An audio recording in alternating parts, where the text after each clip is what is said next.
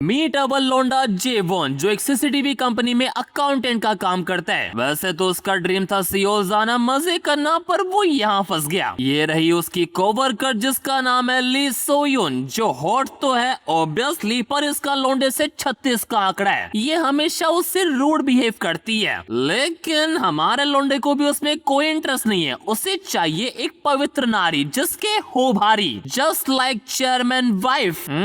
संस्कार तो कुछ ज्यादा ही बड़े हैं इसके। खैर, चेयरमैन की वाइफ काफी काइंड हार्टेड पर्सन है। वो ऑफिस में सबका ख्याल रखती है, नॉट उस वे। हमारा लोंडा जब भी उसको देखता है उसकी राइफल लोड हो जाती है। भाई चीज ही ऐसी है। वेल, ये रहा चेयरमैन, उसका पति, उसकी लीगल राइफल, और ये भी काफी अच्छा इंसान है। उसका जेवॉन के साथ भी काफी अच्छा बिहेवियर है, इतना कि वो जानता है कि लोंडा अपनी बहन को बचाने के लिए कितनी मेहनत कर रहा है, किस फाइनेंशियल कंडीशन से गुजर रहा है। असल में उसकी बहन को कोई बीमारी है जिसका इलाज, मेडिसिन काफी ज्यादा महंगी है, और ये बात चेयरमैन जानता है। लेकिन वो ये नहीं जानता कि जब सब घर चले जाता है तो लोंडा चुपके से कंपनी के अकाउंट में हेरा फेरी करके कुछ पैसे अपने अकाउंट में भी डाल लेता है। सच में भलाई का जमाना ही नहीं रहा, पैसों के लिए लोग क्या क्या करते हैं। खबरदार कमेंट में मेरा नाम लिखा तो। एनीवेज, एक दिन रात वो ऐसे ही कंपनी के अकाउंट में घपलेबाजी कर रहा होता है, तभी उसके फोन पर किसी रैंडम बंदे का मैसेज आता है जिस पर एक अमाउंट लिखा हुआ है कि उसने अभी तक कितने पैसे चुराए हैं, और अगर वो नहीं चाहता कि किसी को इस घोटाले के बारे में पता पड़े तो उसे वही करना होगा जो वो बोले। लो भाई, लोंडे के तो लगने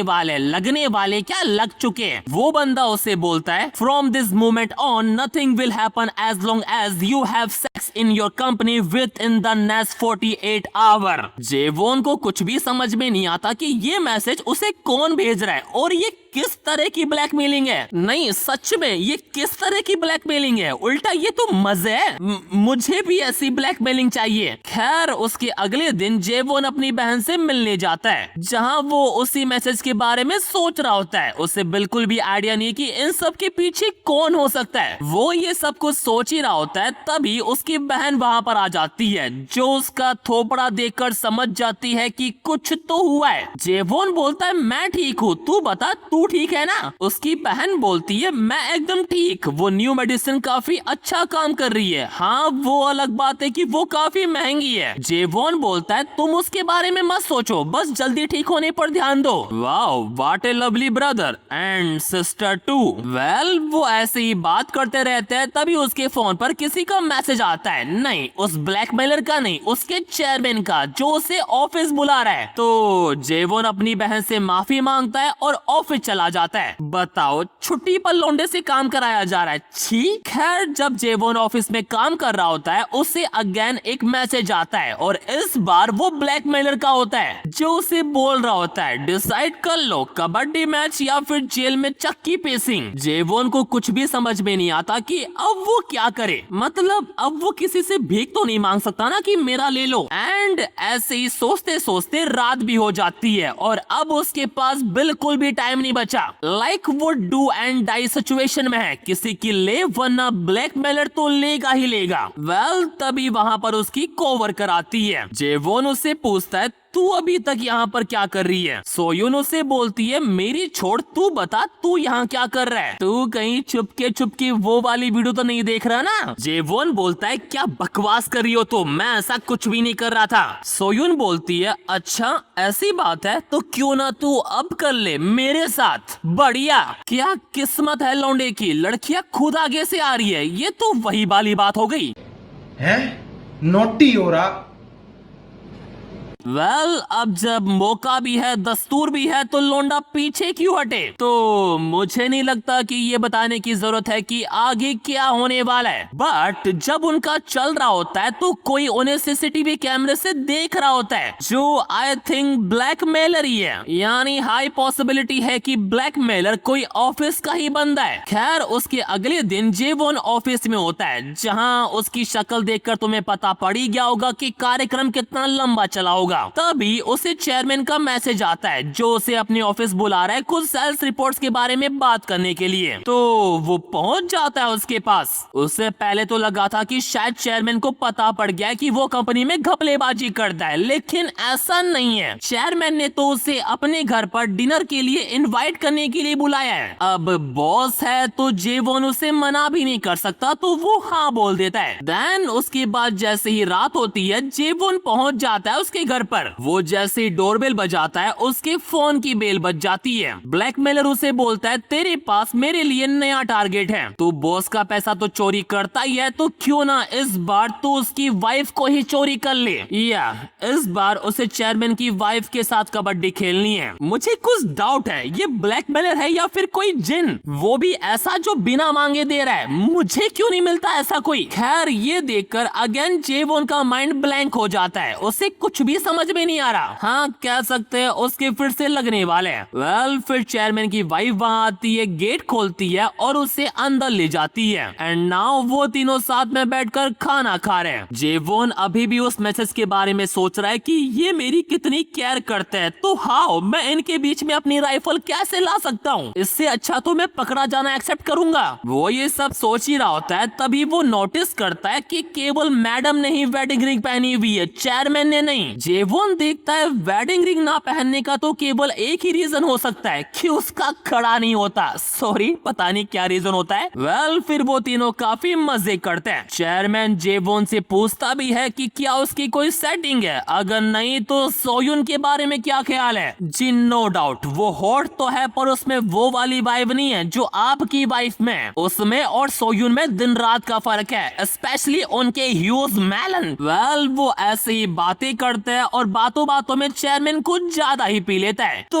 वो उन्हें गुड बाय बोलता है और सोने के लिए चला जाता है। एंड अब बचे लोंडा और madam ji. And you know अब क्या होने वाला है। वो पहले टेबल साफ करते हैं जहां ये वाला मोमेंट भी हो जाता है, और फिर वो एक गेम खेलता है ट्रूथ और डेयर, जहां जेवॉन उससे पहले पूछता है कि उसने और चेयरमैन ने लास्ट टाइम कब किया था। क्या बात है, पहली बोल वो भी गुगली, बढ़िया। वेल हेजिन पहले तो ये सुनकर शॉक होती है, फिर बोलती है नेवर, जिसे सुनकर अब मैं शॉक हो रहा हूँ। मतलब शादी के बाद से अब तक उनके बीच एक भी बार नहीं हुआ। साला चेयरमैन को कहीं लड़कों में तो इंटरेस्ट नहीं है ना। नहीं ऐसा कौन सा लोंडा है जिसका इसको देखकर नहीं उठ रहा। एक बार हमसे तो पूछिए साहब, अब तो हाथों की लकीरें भी गायब हो चुकी है। खैर अब बारी है हेजिन की। वो बोलती है मैं जानती हूँ कि मैं एक मिडिल एज वुमेन हूँ, तो क्या तुम्हें मेरे साथ टाइम स्पेंड करने में मजा आता है। इसका आंसर तुम्हें पता है, लोंडे को मजा नहीं बहुत ज्यादा मजा आता है। वो बोलता है मेरी चलती है जब मैं चेयरमैन को आपके साथ देखता हूँ। आई विश मुझे भी ऐसे संस्कारों वाली वाइफ मिले। जी अब क्या ही बताओ, मेरी भी कुछ ऐसी इच्छा है कि मुझे भी ऐसी वाइफ मिले। मैं चाहता हूँ कि पूरे मोहल्ले की जले। वेल अब फिर से लोंडे की बारी, पर इस बार वो उससे कोई सवाल नहीं पूछता। वो उससे रिक्वेस्ट करता है कि क्या मैं आपकी मसाज कर सकता हूँ। एंड मैडम सेज कोई दिक्कत नहीं, मेरी थकान भी थोड़ी दूर हो जाएगी। तो फिर क्या जेवॉन उसकी थकान दूर करता है उसके दबाकर।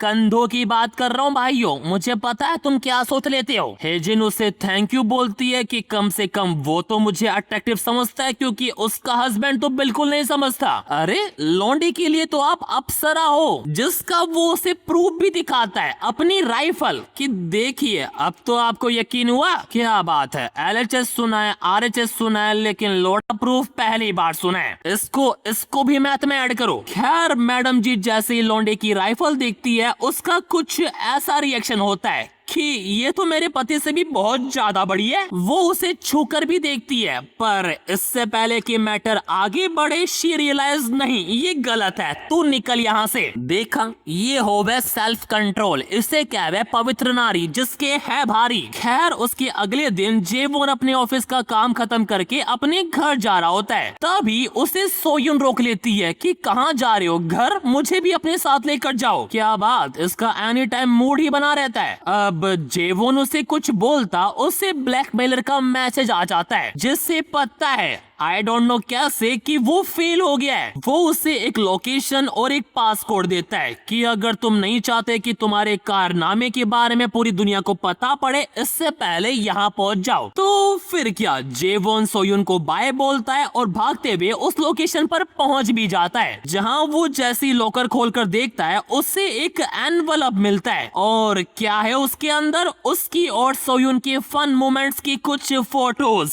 इतना ही नहीं, उस ब्लैकमेलर ने चेयरमैन का भी भांडा फोड़ दिया है, वो भी ऑफिस में किसी और के साथ लगा पड़ा है। और ये चीज बिल्कुल भी एक्सेप्टेड नहीं है, मेरे लिए तो बिल्कुल नहीं। चेयरमैन की इतनी हिम्मत हुई तो हुई कैसे? साला घर में माल पड़ा हुआ है और वो बाहर का माल दिखा रहा है। छी! ये देखकर तो जेवोन को भी यकीन नहीं हो रहा। He has absolutely no idea कि ये ब्लैकमेलर है कौन और उसे ये सब कैसे पता। वो ये सब कुछ सोच ही रहा होता है, इतने में उसे ब्लैकमेलर का फोन ही आ जाता है कि क्या हाल चाल मेरे बेटे, सब बढ़िया? देख लिया अंदर क्या था? तो अब एक काम कर, तीनों में से किसी एक को तू खुद रिवील कर दे, और अगर इस बार तू फेल हुआ तो मैं तुझे रिवील कर दूंगा। इस काम के लिए तेरे पास बस 3 दिन है, तो शुरू हो जा। जेवोन देखता है 3 चीज, पर यहाँ तो 2 है। वो दोबारा एनवलप को चेक करता है और उससे एक यूएसबी मिलती है, जिसके अंदर पता है क्या है? चेयरमैन की ब्लू फिल्म, जिससे ये साला चलता है और उसकी वाइफ को दिया आता है कि आप भी देखो फुल एचडी में कि आपका पति कहाँ गुल खिला रहा है। सच में मुझे अभी भी यकीन नहीं हो रहा, सब इसके घर में मुंह मारता है और ये कहीं और ही मुंह मार रहा है। खैर, अब जेवोन ऑफिस में बैठकर सोच रहा है कि उसने उसे यूएसबी तो दे दी, लेकिन आगे क्या होगा? He has no idea. No idea chairman के लगने वाले हैं। तभी उसे हेजिन का फोन भी आ जाता है, जो उसे बोलती है मैंने देखा और अब मुझे तुमसे मिलना है। तो लो, बिना टाइम वेस्ट किए लौंडा पहुंच जाता है उसके घर पर, जहां वो देखता है कि हेजिन तो बीमार है, इतना कि उसे चक्कर भी आ रहे होते हैं। तो as a all time great employ, as a gentleman, वो उसे सोफे पर लेटाता है, आई मीन बैठाता है, उसका जैकेट निकालता है और फिर टॉवल से उसके स्वेट को साफ करता है। आई विश वो टॉवल मैं होता।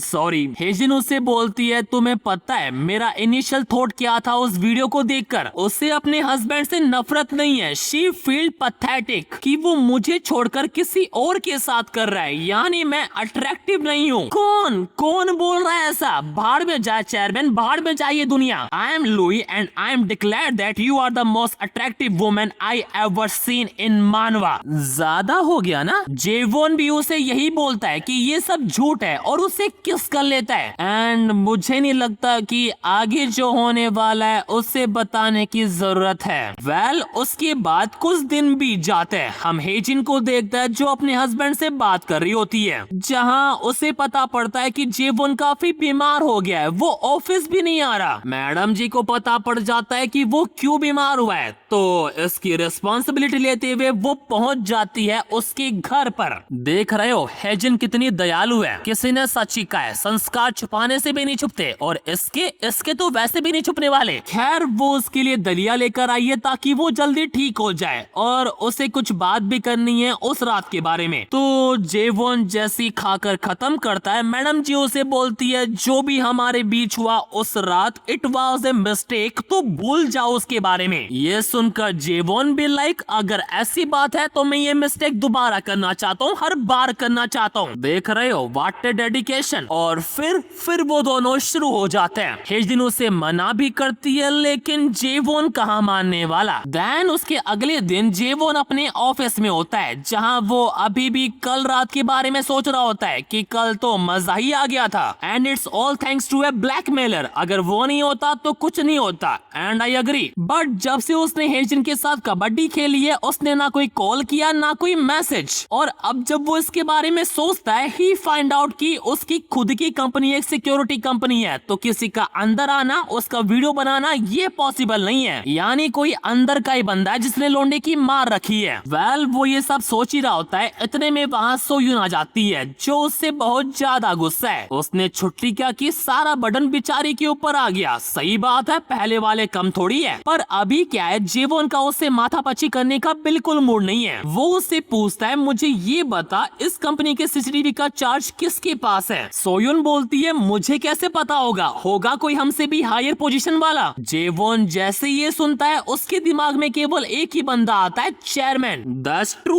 हो भी सकता है, जो साला अपनी इतनी सुंदर वाइफ को धोखा दे सकता है वो कुछ भी कर सकता है। खैर जेवॉन इसके बारे में काफी सोचता है और वो इस कंक्लूजन पर आता है कि चाहे चेयरमैन कितना भी गंदा आदमी हो, लेकिन वो कभी भी अपनी वाइफ को दूसरों के पास तो नहीं भेजेगा। और वैसे भी हेजिन ऐसी है भी नहीं, उसे चेयरमैन पर भरोसा हो या ना हो, लेकिन हेजिन पर पूरा है और मुझे भी। एंड जब वो चेयरमैन को लैंडलेडी के डॉगी के साथ खेलता हुआ देखता है, ही थिंक यार जो इंसान जानवरों से प्यार करता है वो बुरा नहीं हो सकता। बट आई थिंक लोंडा यहाँ गलत है, क्योंकि अगले ही सीन में हम चेयरमैन को देखते हैं इन ए बैडेस्ट फॉर्म, उसके असली रूप में, जहाँ वो कमीना सोयुन को ही एज ए एनिमल ट्रीट कर रहा होता है। गले में पट्टा बांध रखा है उसने। और इतना ही नहीं, हमें पता पड़ता है कि चेयरमैन के कहने पर ही सोयुन ने जेवॉन के साथ कबड्डी मैच खेला था, यानी शुरुआत से ही चेयरमैन ही ये सब कुछ कर रहा था। He is the blackmailer. सच में व्हाट ए प्लॉट ट्विस्ट, दिमाग के घोड़े ही खुल गए। बट मुझे ये समझ में नहीं आ रहा कि इन सब के बीच में उसने अपनी पत्नी को क्यों घसीटा। खैर जो भी है आगे पता पड़ ही जाएगा। अभी के लिए चेयरमैन जेवॉन को अपने ऑफिस बुलाता है और बताता है कि उसका ड्राइवर चोई वेकेशन पर गया हुआ है, इसलिए अब उसे ही कार ड्राइव करके मीटिंग के लिए जाना होगा, वो भी किसके साथ? सोयुन के साथ। तो फिर क्या, वो दोनों कार में बैठते हैं और निकल पड़ते हैं, जहाँ पूरे रास्ते सोयुन बोल बोल कर जेवॉन का दिमाग खा जाती है और नहले पे धेला, बीच रास्ते में उनकी कार भी खराब हो जाती है। सोयुन जेवॉन पर चिल्लाती है कि पक्का तुमने ही कुछ गड़बड़ की होगी, तुम्हें कार चलानी भी आती है, अगर हम लेट हो गए तो उसकी रिस्पॉन्सिबिलिटी कौन लेगा?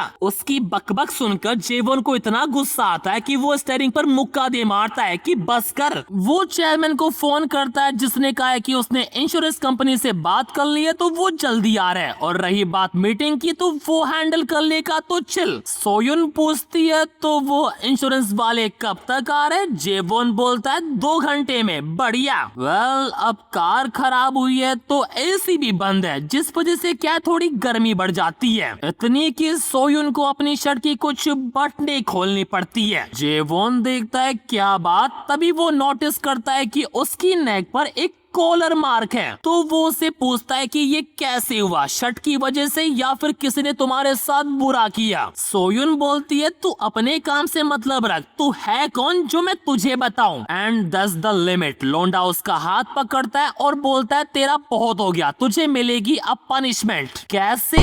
ऐसे। अब आई डोंट थिंक सो कि आगे जो होने वाला है वो दिखाने की जरूरत है, क्योंकि मुझे पता है तुम सब समझ गए। एनीवेज उसके बाद सीन जाता है चेयरमैन और उसकी वाइफ पर, जहां वो कमीना माहौल बनाने की कोशिश कर रहा होता है कि काफी टाइम हो गया तो क्यों ना आज हो ही जाए। पर वो जैसे शुरू करने जाते हैं, जिनको जेवॉन की याद आ जाती है, वो भी इस लेवल पर कि वो चेयरमैन की जगह उससे इमेजिन करती है, इसलिए उनका माहौल बनने से पहले ही बिगड़ जाता है। देन फिर हम इन दोनों को देखता है जहां जेवॉन सोयुन को बताता है कि मीटिंग कैंसिल हो गई है और जैसे कार ठीक होगी हम भी घर जा सकते हैं, जिसे सुनकर सोयुन काफी रिलीफ फील करती है। वो अलग बात है कि जेवॉन ने उसे जो अभी रिलीफ दिया उसमें ज्यादा मजा आया इसको। खैर फिर वो आगे बोलता है कि उसका कल काम पे जाने का मूड बिल्कुल नहीं है, होगी हमारी कंपनी अच्छी, होगा हमारा बॉस अच्छा, पर नहीं। सोयुन उसे कुछ बोलती पर बॉस का नाम आते ही वो ऑकवर्ड हो जाती है, जिससे जेवॉन भी नोटिस कर लेता है कि कुछ तो गड़बड़ है रे बाबा। खैर उसके अगले दिन ऑफिस में वो दोनों लंच की बातें कर रहे होते हैं, जहां जेवॉन फिर से उसके कॉलर मार्क के बारे में सोचता है कि वो किसने बनाए होंगे। एंड जब वो कल वाली बात को इस बात से रिलेट करके देखता है तो उसके दिमाग की बत्ती जलती है कि कहीं मेरी मारने वाला और सोयुन के गर्दन पर निशान बनाने वाला एक ही इंसान तो नहीं। भाई मानना पड़ेगा, लौंडे की राइफल और उसका IQ दोनों तेज है। वेल वो ये सब सोच ही रहा होता है, तभी वो चेयरमैन और मैडम जी को देखता है। उनकी बातें सुनकर वो समझ जाता है कि दोनों के बीच में कुछ ना कुछ तो हुआ है। तो फिर क्या, वो पहुंच जाता है उसके पास कि क्या हुआ, सब ठीक तो है ना? हेजिन उसे बोलती है कुछ भी नहीं हुआ, सब ठीक है। लेकिन ये उसका हाथ पकड़ता है और उसे कॉरिडोर ले आता है कि मुझे बताओ, बताने से कोई ना कोई रास्ता निकल आता है। बेटे तेरा का जो रास्ता है ना वो सीधा 9 महीने बाद जाकर निकलता है। खैर फिर हेजिन उसे उस रात के बारे में सब कुछ बताती है और सारा ब्लेम उस पर डाल देती है कि सब तेरी गलती है। जेवॉन ये सुनकर पहले तो खुश होता है कि कम से कम इसको मजा तो आया, लेकिन फिर सोचता है कि अभी क्यों, मतलब जब हमारे बीच हुआ तभी क्यों चेयरमैन की अरमान जगे।